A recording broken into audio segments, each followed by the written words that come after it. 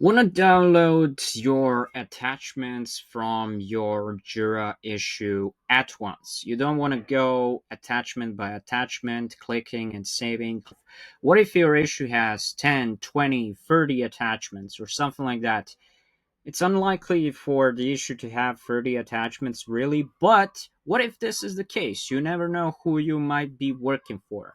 So in this video, I'm going to make this easier for you, where I'm going to go and show you this Python script that actually downloads all of the attachments from your issue and saves it locally as well. So here I am within my Jira, and I have these free attachments in here.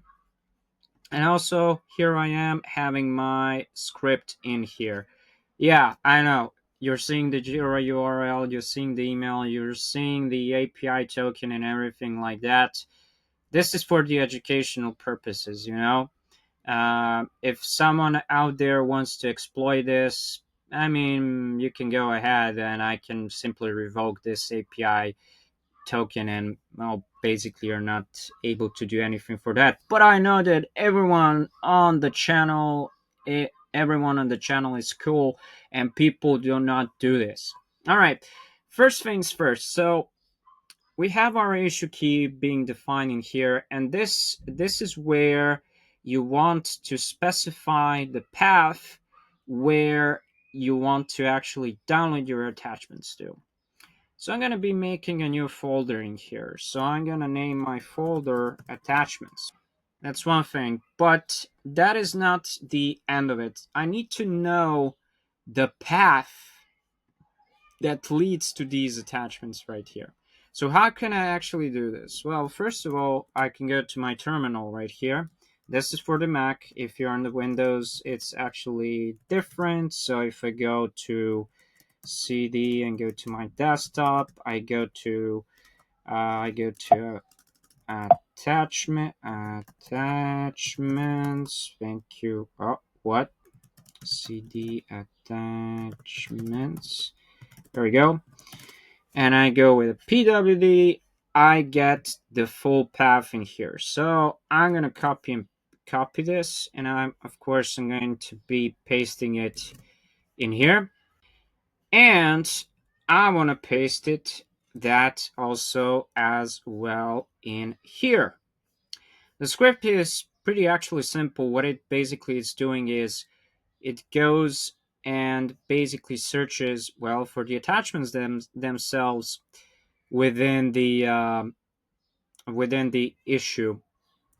So it goes with the content as well, and it goes with the file name as well. So it will download both of them.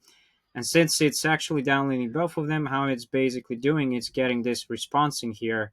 And since it's getting this response, it's using also the OS library in here, so you can actually perform some of the operations in here.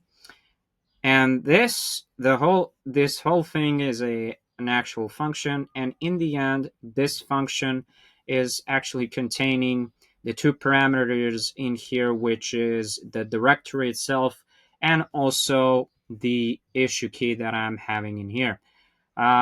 Yeah, that's all. I just need to go ahead. I need to run this, and okay, so it says in here the issue doesn't exist, or I don't have permissions for this. Huh.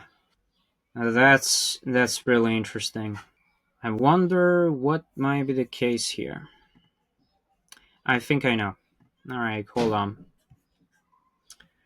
Let me just resolve this. Let me just resolve this real quick. All right.